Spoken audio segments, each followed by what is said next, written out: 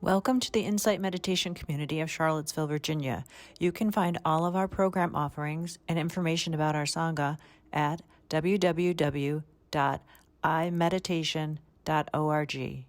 We meet weekly on Tuesday evenings at 7 p.m. Eastern Time, currently on the Zoom platform for meditation and a Dharma talk given by one of our teachers. We also meet daily at noon Eastern Time on Zoom for sitting practice. We hope you can join us. What to say? Such an exciting evening, like the new old normal or the old new normal or something, but really new. Who would ever have thought hybrid? And here we are, hybrid. So I want to begin this evening with lighting a candle to celebrate, in a way, our being here, commemorate it.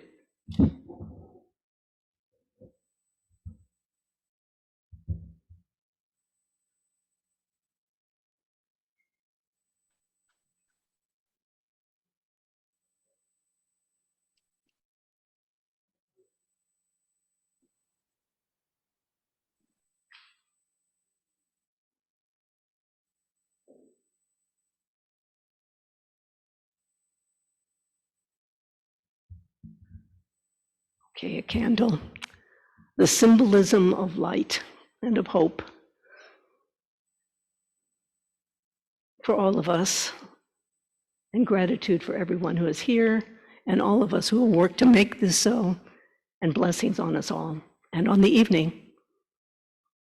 Thank you.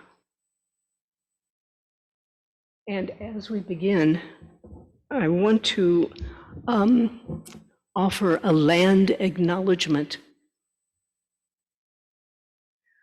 For thousands of years, the people of the Monacan Nation lived on, protected, and cultivated the land in which Charlottesville and surrounding communities now stand.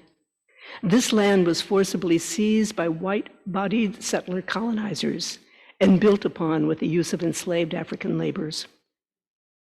We acknowledge the profound suffering inflicted on the Monacan people, past, present, and future, as a result of these acts and as a result of policies rooted in erasure. We recognize the relationship the Monacan people of the present day have with the land where their ancestors are buried.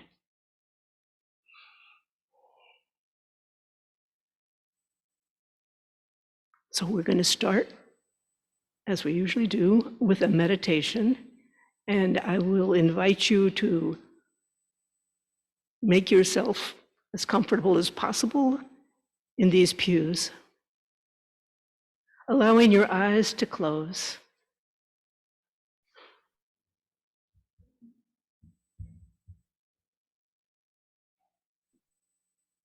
And perhaps you'd like to take a deep breath, a slow, long inhale,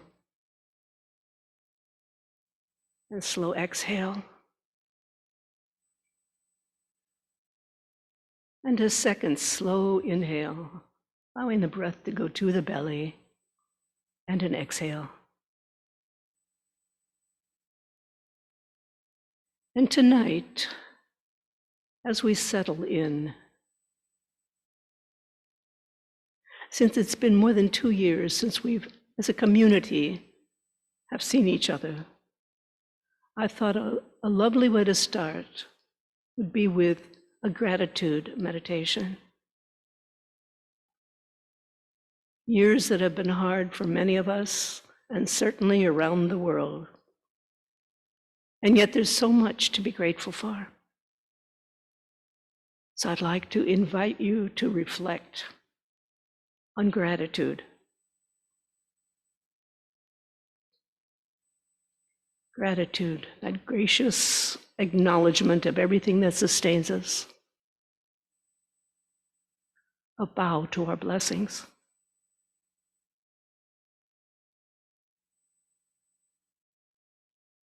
If you would like, I invite you to consider right now one thing that you're grateful for. There may be many, many, but right now, why not just consider one? Perhaps a person, perhaps an event, set of circumstances, whatever.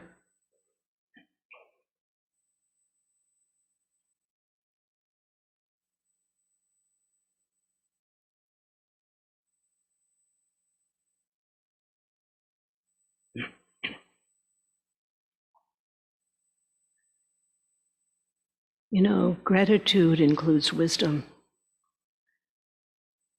When we realize that our hardships can awaken us to even greater compassion for ourselves and others. Gratitude. Gratitude for this truth and recognition.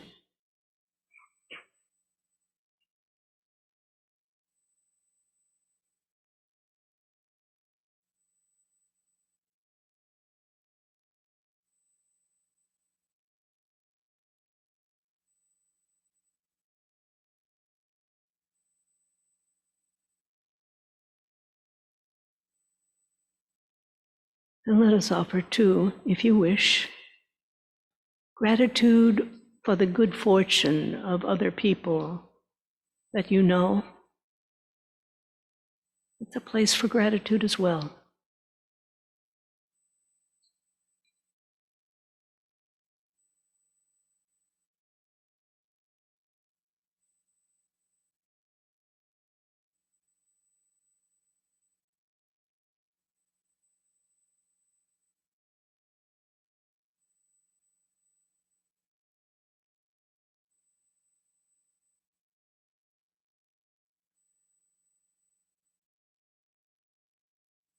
The German mystic Meister Eckhart, who lived in the 13th century, said, even if you say only one prayer in your life, thank you would be enough.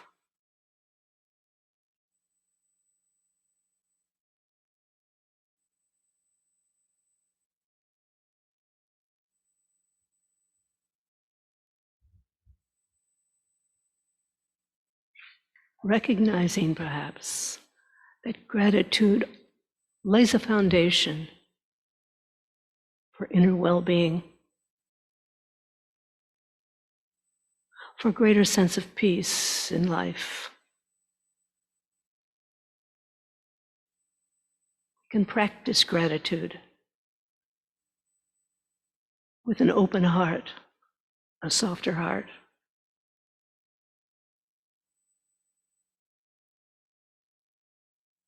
Cultivating our own well-being and those around us.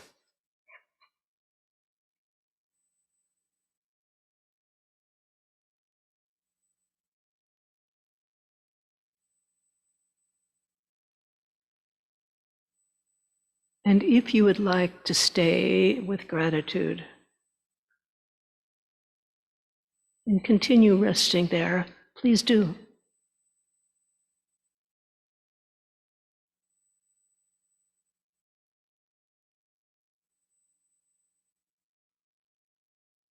If you would like to move into a meditation, mindfulness, I'm going to guide for a little while and invite you to allow your attention to move into your feet right here in this beautiful sanctuary.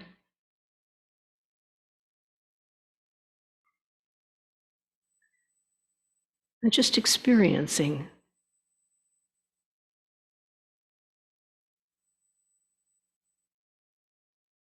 the sensations in your feet.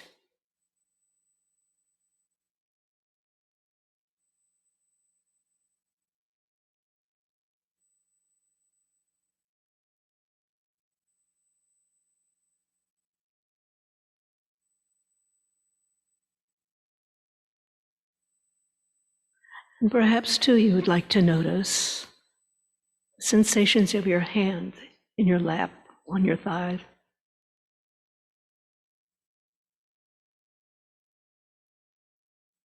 What are you noticing? What are they noticing? What are your hands experiencing?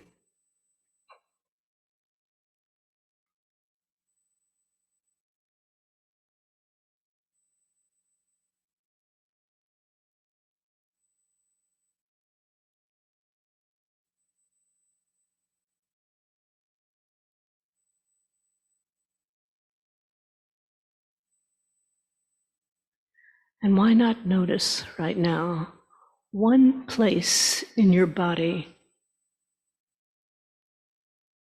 that feels uncomfortable, maybe downright pain, maybe a mild pain, maybe mild discomfort, just one place. And look at it carefully. Just notice.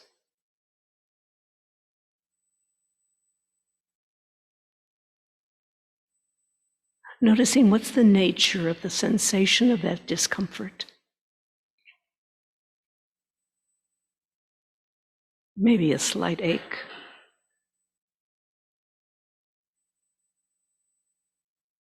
Maybe squeezing.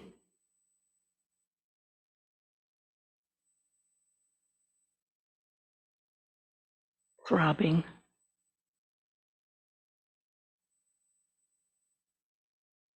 Being mindful of what this particular discomfort feels like.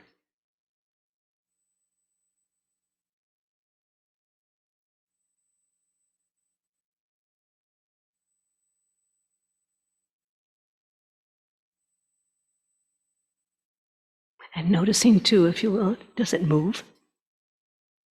Has it changed?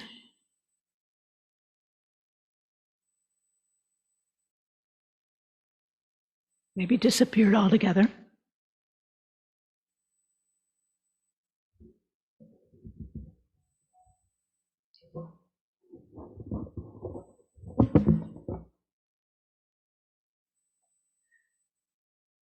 And now, why not shift your attention to one place in your body that's comfortable?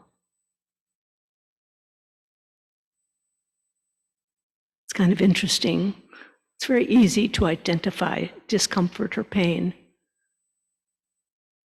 We often ignore places that are comfortable, take them for granted as the way it should be. Find a place that's comfortable, maybe a warm hand.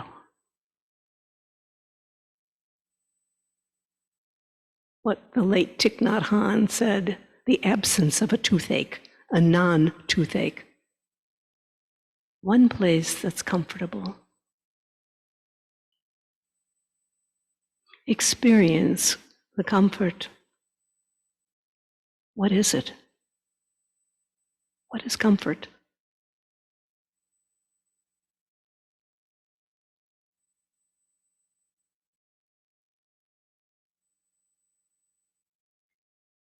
And can we recognize that comfort, the sense of ease, is almost always present in our body, in some place, some location or another in the body, and often in many? Can we appreciate comfort and the recognition that you can always find it if you look?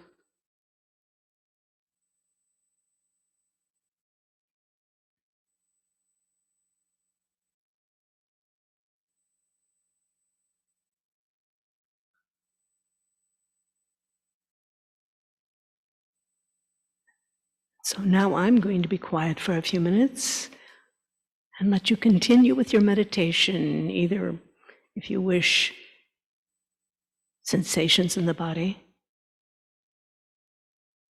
or any other practice that is your usual practice that you feel at ease with.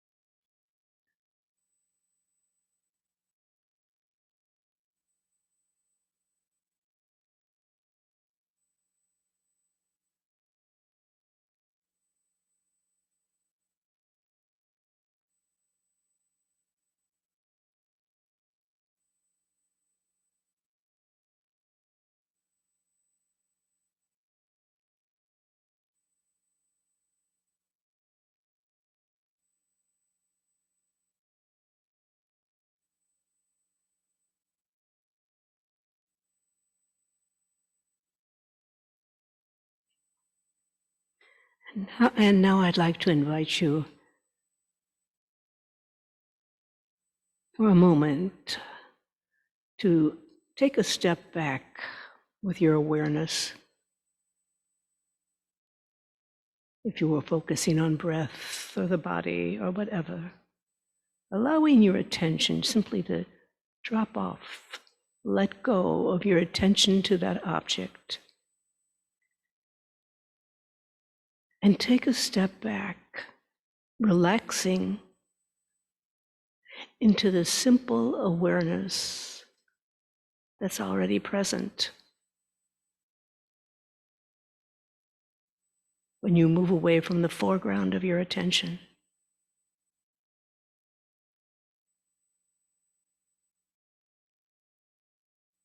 it's a simple shift. Why not play with this?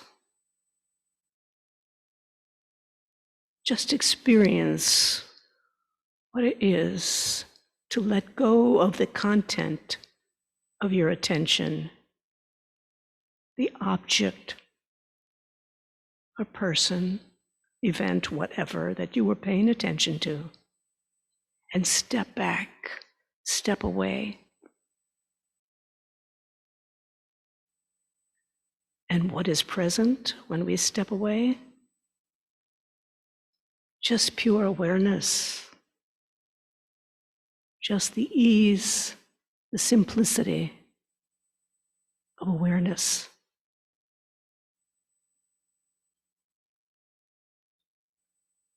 So trying this, maybe just for a moment, and then going back to your usual meditation if you wish, but try going back and forth.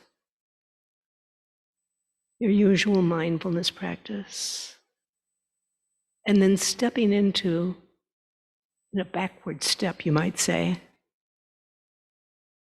into pure awareness.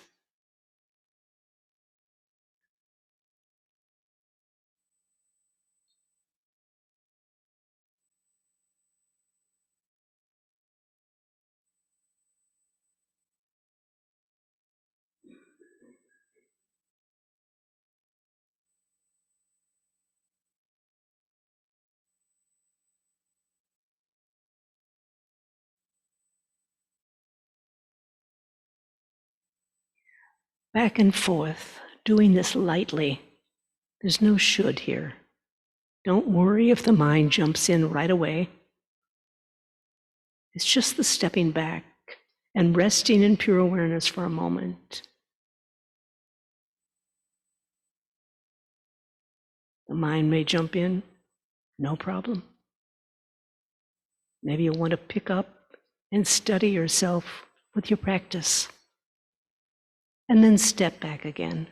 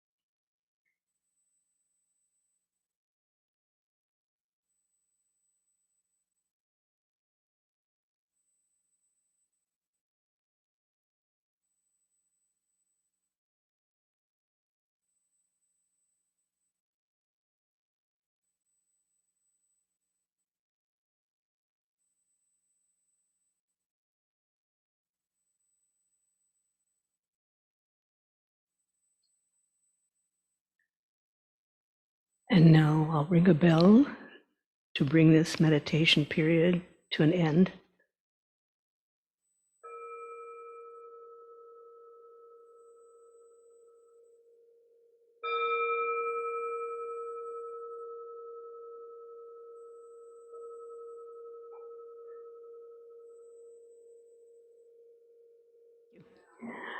Okay, so I want to talk about a topic I've actually talked about before, and that is mindfulness and awareness, but I want to do it in a little bit of a different way than before. This is so confusing and interesting. I see people looking up there and I think, wow, what's going on there? And that's just a bigger image of me, is that it?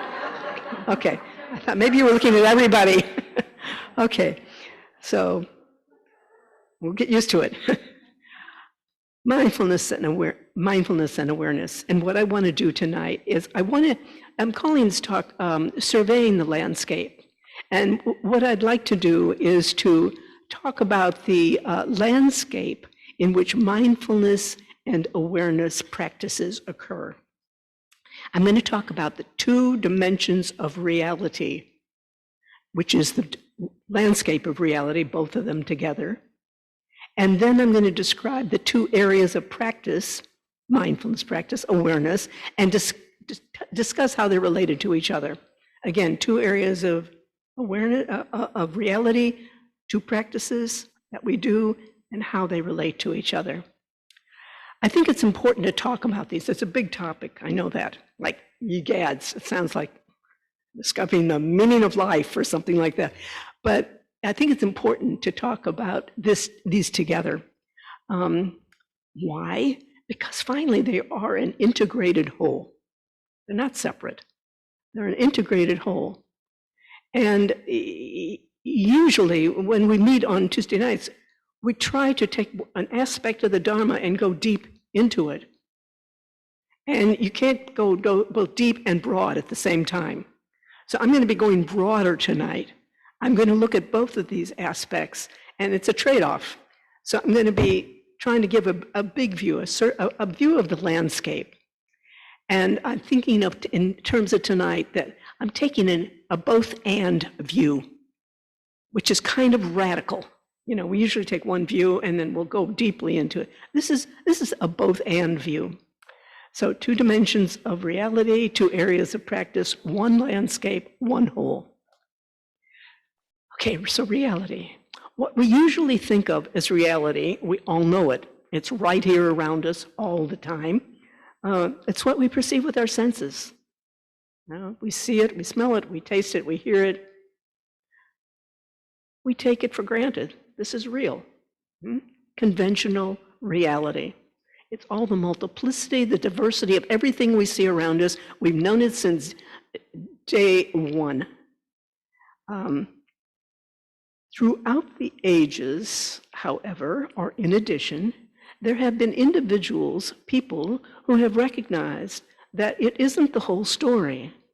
There is more to reality. And I will say that a growing number of people these days are realizing this, that there is another dimension. Science, likewise, is beginning to explore this, more than beginning to explore this. I'm going to talk about the other dimension in a minute. I don't want to go into it right now. But now what I'd like to really point out and emphasize is that both are right. Both are true. It's not like one's right, one's wrong, one's better, one's worse. No. They're both an integrated whole. They're just true in very different ways. And that's what I would like to talk about this evening. So to do that, I thought the trees and forest metaphor really fits in nicely. We think about, we've all heard, you can't see the forest for the trees, right?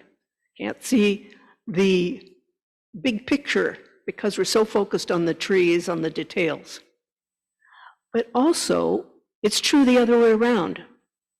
We often can't see the trees for the forest. We can get so focused on the big picture that we miss the detail. So the perspective of mindfulness of the trees, where it takes a worm's eye view. That is the diversity, the multiplicity. We as human beings can recognize that there is another view. We're capable of doing it, and the Buddha was certainly pointing to it. Both of them then are seeing the landscape. I'm going to start with first the individual, the trees. And I'll say that I do a lot of walking over at Ivy Creek, and I've gotten to know a lot of those trees very well. I'm talking about the natural area. And I've gotten to know a lot of those trees well. And I love looking at them because I think each one has a story. And I like kind of thinking about what the story of some of these trees might be. You know, it could have been when they were young, a big storm kind of pushed them so that they lean over. They might have grown stunted because they're growing with a lot of other trees. I think that it's interesting to see these stories, think about the stories. And I'll say one of my favorites is, which many of you may know, it's a large tulip poplar that's right by the path and the drive, where the drive people park. And it has an enormous trunk. And I would say like for 3 major trees together. And then its major branch is at least as large as one tree. And that major branch kind of goes out on forever at an odd angle. You know, this is not a symmetrical tree. Like how, whatever happened. And it's so amazing, the intelligence of this tree with all the wood that it put down in order to handle and carry that big branch. So, I mean, I think it's fascinating. And I'm bringing this up, the trees, the individual trees, so much complexity, just like us, human beings, all the complexity and all the diversity. Really worth something that we love to look into and need to look into. This tree's view, I'm talking about the tree's perspective, in the tree's forest metaphor, refers to the conventional perspective of reality, identifying individuals and groups of individuals. It's what we're in the midst of all the time. A central feature of the conventional reality is the separation. That is, in our lives, and I think we all know it, in our lives we view reality as, and see it, me perceiving something else. It's what I perceive through my senses. It's what you perceive through your senses. We all are the subject, and everything else is reality. Around us, the objects of reality. Now, we may love these objects or the people or whatever. We may find animosity. We may be willing to die for some of them, as people have over the ages, and others go to war. All of it. But it's all true that these positions emanate from our perspective as being separate. And yes, we buy into other people's perspectives. That's our conditioning, just like trees are conditioned. So one way of talking about this, conventional reality involves a separation. By nature, there's separation. It can't be any other way. And this is not criticism. It's just the way things are. It's necessary if we are going to live in the daily life in the world, to make distinctions. We've got to know friend from not friend, danger from not danger, high, low, good, bad. All of it is absolutely intrinsic and necessary for us to live in daily life. This is also called duality. Why? Because it's involved with a me, an I, and a you and a they, and a me and a them, and so forth. Okay. Let me just ask, is that clear? I mean, maybe it's boringly clear. Okay, boringly clear. Okay, so onward. Then another dimension. The other dimension of reality is pure awareness. When I've been using the trees and the forest image, and I said the trees link up nicely to see the trees. It links up nicely with the individual perspective. I get to the forest image, that's not exactly right.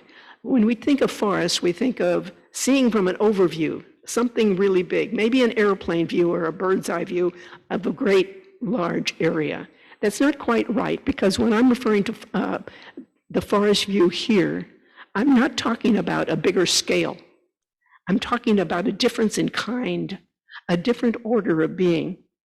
It is the order of pure awareness. It's not about things. It's not about groups of things. It's not even about something we can really, really think about. It's something that we can know in our hearts, the pure awareness. It's something we all know in our hearts, in fact, deeply when we're quiet enough. Why do I say that? Because it's what we are. It's not that we have pure awareness, we are a manifestation, expression of it. So, pure awareness, let's call it the forest view. If we understand, it doesn't mean a whole bunch of things, but it's something that you can't really put words to. We can call it intuition. We can call it stillness, the small voice within, love. We can also call it love. So I like to do an exercise, a little exercise regarding this pure awareness or this intuition. And I know some of you know this so well. And there may be others for whom this is kind of new. So I thought maybe you could just try an exercise, see if we can see it more directly, or maybe you already know and you go there directly. But I'm going to invite you to reflect and maybe just close your eyes for a moment. And can you think of a moment when you were not caught up in emotions or thinking, just a moment when you were present? Maybe just a fleeting moment. Maybe it happened this evening when I asked you to step back, take a backward step away from awareness. Or maybe it was some other time.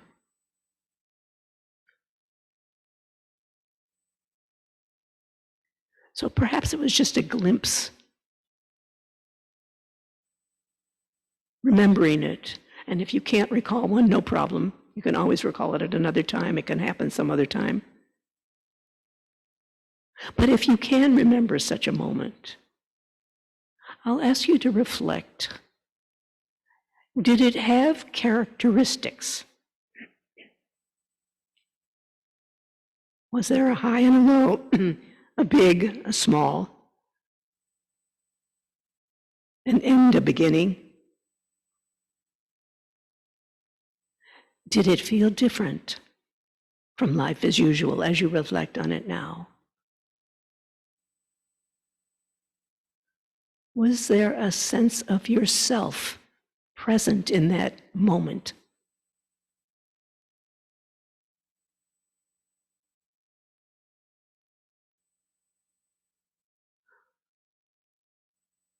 I'll say thank you, that's all.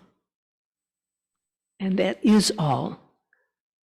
That is pure awareness. If for a moment, even a moment, you glimpsed it, it's not about it going on and on and on. And it's not even about anything special and lights going off and bells ringing and trumpets and angels and bliss. Just is so simple and quiet. That's it. So it can also be called isness, just isness. So these are two areas of reality. Conventional reality, which we know daily, all the time, and pure awareness. They both exist, and they're part of a whole. You can't have one without the other. They are interrelated, inherently interrelated. Two dimensions of reality.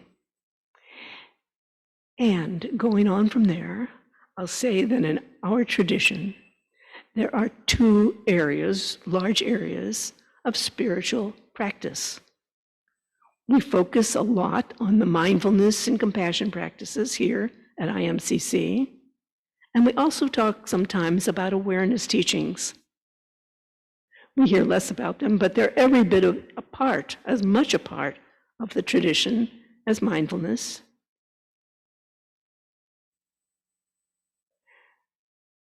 I've said mindfulness practice and associated practices are really important, and that's for a few reasons. They're really important. They enable us, our mindfulness practices, to live with skill and compassion in daily life. We've got to make distinctions in order to survive, and to make them wisely and kindly. Through mindfulness practice, we all know it confers a greater level of ease, of peace.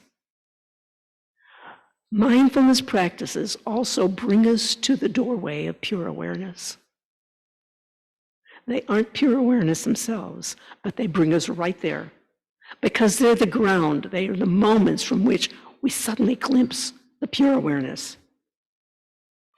So the second area of practice, pure awareness, and I call it an area of practice. It's really more like an area of non-practice. It's what happens when practice stops. We can kind of make the image of the sun and clouds. The clouds are all the talking of our mind, whether it's clear or not clear. It's the mind, the emotions that we can see in this image only. By the way, I'm only limiting here to the clouds in the sky. When the clouds part, there's the sun. The sun is there. It's always there during the day, of course. It's always there. Pure awareness is always there as well. The Buddha pointed to it over and over. He didn't quite use those words, pure awareness. But he said, for example, there is bhikkhus, or monks, there is monks, and unborn, unoriginated, uncreated, unformed.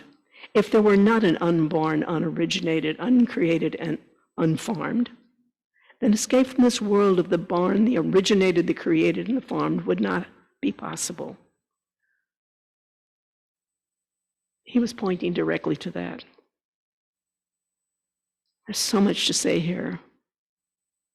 But let me just say, the Buddha pointed to it over and over in many different ways, and he was inviting us time and again, find it. This is what the monks were doing. A great deal of what they were doing was going along this graduated path, finding the freedom that the pure awareness is. Now, going back to this both and view, both of these views, both of the realms of reality, both the areas of practice or non-practice, make an integrated whole. It is possible, and for many, it is the inner sense of yearning to live largely from the knowing of pure awareness in an active daily life. Integrated in an active daily life. We share our being with all things. That's the essence of pure awareness. It's a shared being. That which we are as human beings is also that which animals are. Both have awareness. It's what nature is. Awareness. It's animate nature. It's not just a bunch of resources. We all share the same being. And all we need to do is to shift our gaze and see that. So this is the both and view. And if it's new to you, I would like to recommend a book, a lovely book, that Diana Winston wrote. And I think Mary Louise is putting this on chat. I don't know if you're going to be able to see it here for the Zoom people. And it's called The Little Book of Being. And the subtitle is Practices and Guidance for Uncovering Your Natural Awareness. It's a very short book. It's very easy to read. She offers many practices and guidance. This is a book that Pat Coffey and I, who have done a 6-week course on mindfulness and pure awareness, have offered here at IMCC. We'll offer it again. A lot of exercises, ways to access, to glimpse pure awareness. I'll also be talking about this at some of the evenings, in the evenings when I teach. Now, having heard all of this, and I'll just say I skimmed the surface. Maybe it's too simplistic, or I don't know, maybe I didn't want to go into too much depth about anything, but maybe I'm thinking, if this is kind of new to you, it's possible you're wondering, why bother? Because let's face it, this isn't the easiest thing to understand, right? It can't be understood by the mind, in fact. It can only be understood by the intuition or the heart. So I could think that if this is new, you can say, why bother? Living in conventional reality, what I've just discussed as conventional reality, is hard enough. Why bother trying to figure out another element of reality? Why do it? What does it mean? What's the practical value? And I would say there's an immense practical value. First of all, it's about stepping in to the fullness of who we are. There's more to that. Right now, our world is in chaos. We all know that. Some people are saying we're on the verge of systemic collapse. And we all know the terms of that. Climate crisis, exploitation of resources, overpopulation, we can go on and on, the divisiveness and so forth. I think we're all painfully aware of these things. Historically, people, nations, have been mainly guided by the dualistic view, conventional reality.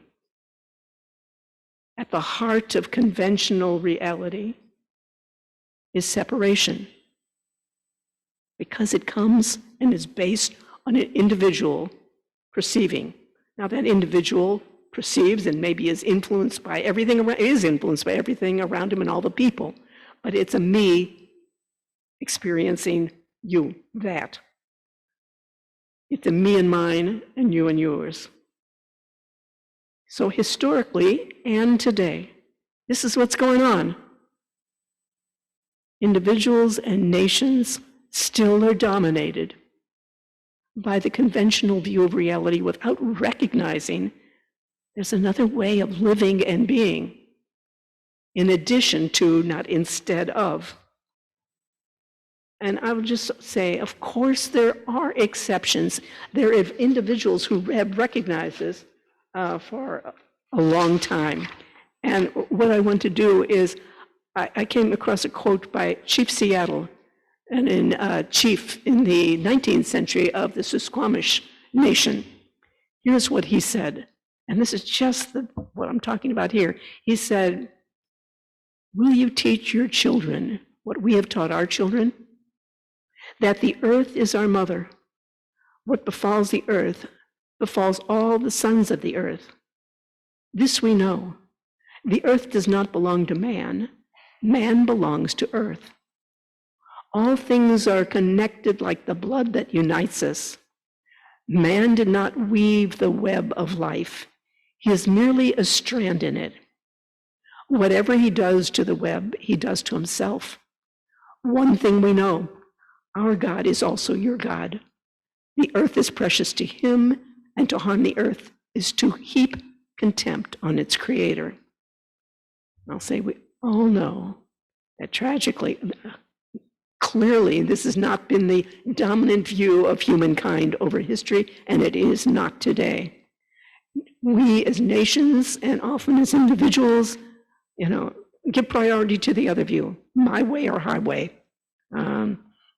make the earth pay, something I heard from an area that's deep into exploitation. Short-term gain over long-term life. Competition. My gain versus yours, not cooperation.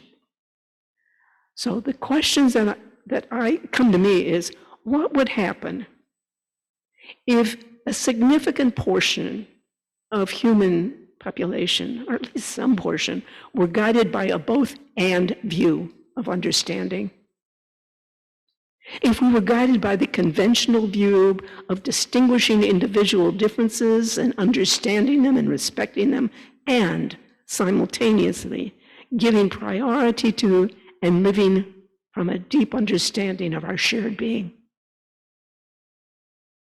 Chief Seattle, who I just quoted, said all things are connected by, like the blood that unites us all. I think we can say that all things are connected by the awareness that unites us all, our shared being. And seeing the implications, if that were to happen, if we could live from our shared being as well as seeing the individual conventional view, if we can do that, can you see what the difference would be for how we would treat each other, how we would treat the planet, how our inner life would be more peaceful and easeful, and there'd be less struggle, less a sense of lack, individual lack, which is so powerful for so many of us. Less a sense of inadequacy of possessions, like we need more. We'd all have differences, of course. But if we could live more from a sense that we're all the same, whether we like a person or don't like, there's the shared being. And what about nature and animals? Instead of viewing nature as resources that we quantify, we can see it as animate and living. We share our being with it. And I think so many of us know that, feel it, even if we haven't thought of it that way. I was listening to a beautiful podcast today by Robin Wall Kimmerer with Krista Tippett.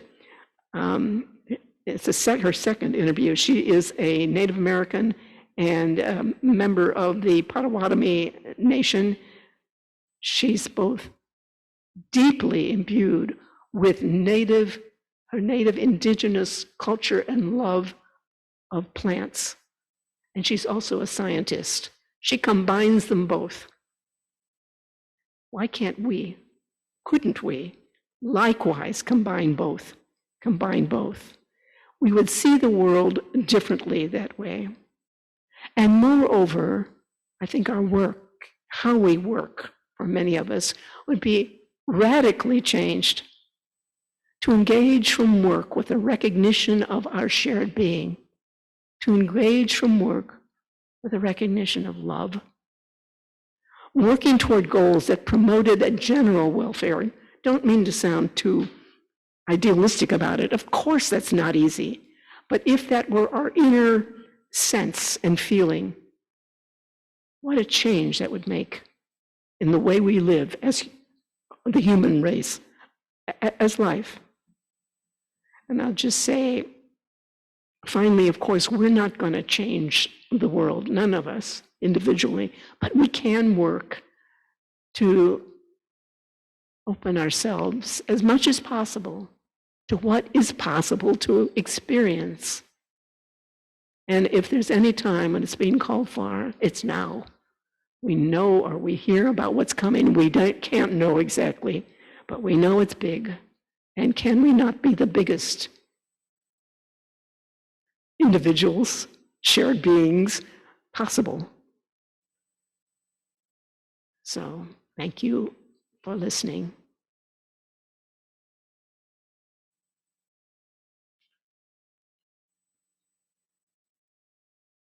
We have, friends, a few more minutes, and I debated about if we did, what we might do. And I think what I've decided,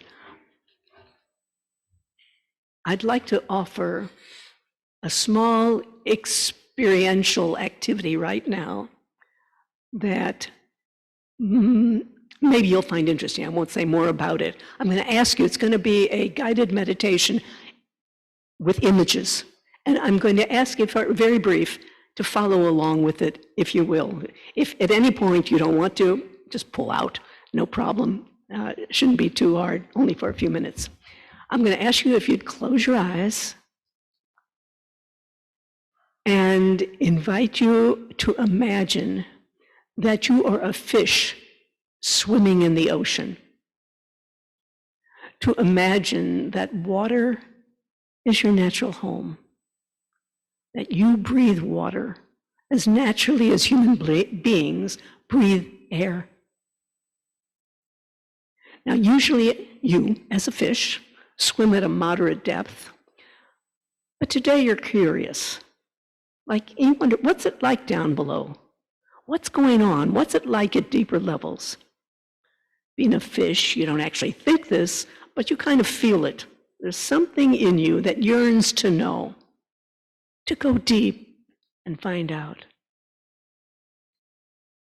And again, you don't actually think about possible problems, like with water pressure or predators at the deeper level. Again, something that's beyond thought. Trust that going deeper is not going to be a problem. You trust that you're going to be safe. And so you begin.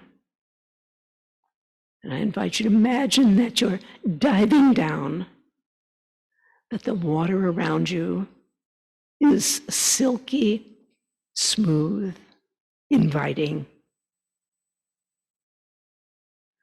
There are no strong currents, no strong currents. You're well below the choppiness of the water, the choppiness of the waves, and you're going deeper still. As you go down, it becomes quieter and darker. And of course, you let go of anything that would pass as fishy thoughts. You just dive, feeling the water slide around your body, holding you, letting you slide through, letting go of any last fishy fears. You're safe. You know that. You feel this is what you need to be doing. So just naturally, gently slipping down, and even leaving a sense of yourself diving down and down is just happening into great stillness. And now it's dark and spacious and still. You're here. Now, there's nowhere to go. There are no boundaries. It's timeless. This is your true home.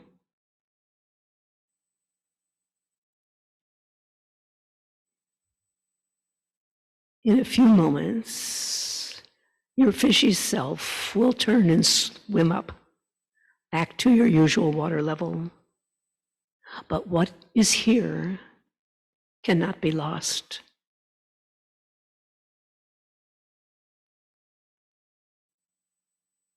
And so now I, Susan, am going to read you a poem called Oceans by Juan Ramon Jimenez.